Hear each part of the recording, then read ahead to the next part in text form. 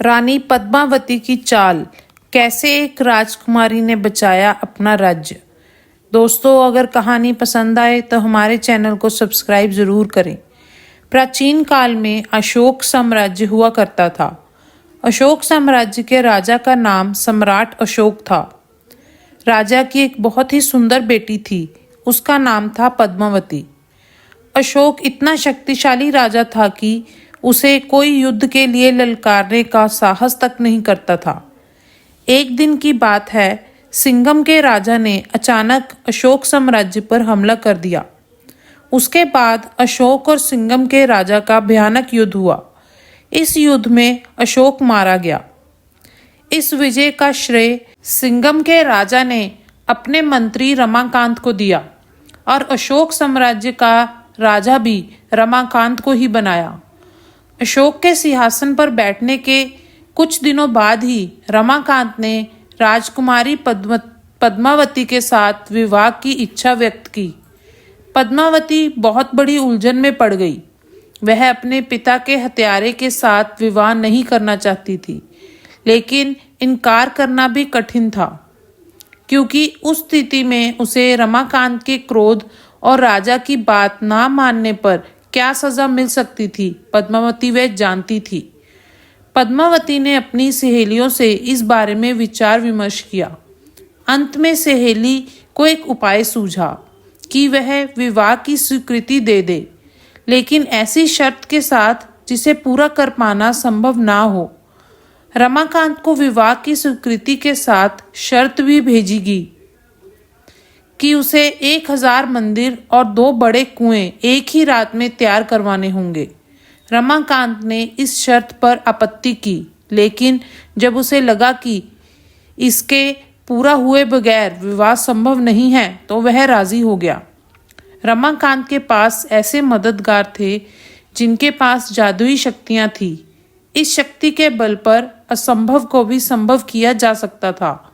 रमाकांत ने उनसे मदद मांगी और वो रमाकांत की मदद करने को तैयार हो गए। काम शुरू करवाने का दिन तय कर दिया गया और निश्चित दिन पर काम शुरू हो गया। जादुई शक्तियों के बल पर फौज की फौज खड़ी कर काम शुरू कर दिया।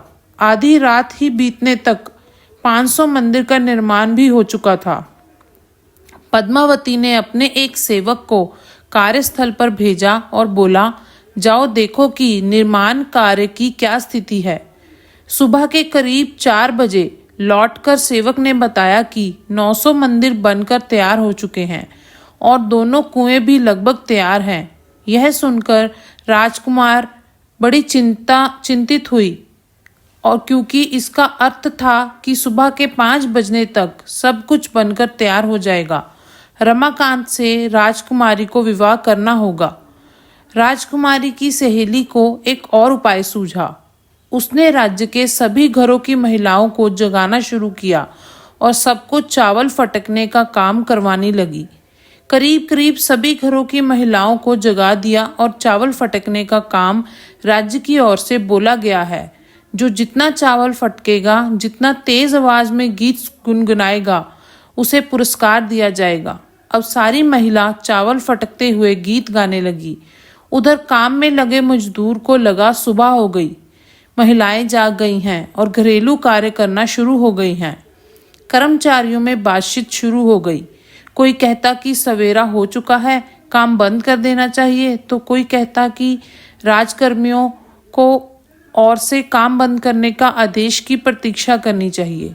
कोई कहता निर्माण करने से क्या फायदा, एक मंदिर अभी पूरी तरह से तैयार नहीं हो पाया। उन्होंने काम करना धीमी कर दिया क्योंकि उन्हें लगा राजा शर्त हार गए। सुबह 5 बजे जब रमाकांत पहुंचा तो उसका दिल टूट गया। देखा, मजदूरों ने काम करना बंद कर रखा है। 1 घंटा पहले ही उन्होंने काम बंद कर दिया, जिससे रमाकांत शर्त हार गया। इस कहानी से हमें यह सीख मिलती है कि बुद्धि और चतुराई से कोई भी असंभव कार्य संभव हो सकता है। राजकुमारी पद्मावती ने अपनी बुद्धि और चतुराई से न केवल अपनी जान बचाई, बल्कि अपने राज्य को भी बचाया। महिलाओं की एकता का यह एक प्रेरणादायक उदाहरण है। हमें भी जीवन में आने वाली चुनौतियों का सामना करने के लिए बुद्धिमानी से काम लेना चाहिए और कभी हार नहीं माननी चाहिए। लक्ष्य की प्राप्ति के लिए जरूरी है कि सारा ध्यान लक्ष्य पर ही केंद्रित रहे। जरा सा ध्यान चूका नहीं कि मंजिल कोसों दूर चली जाती है। धन्यवाद।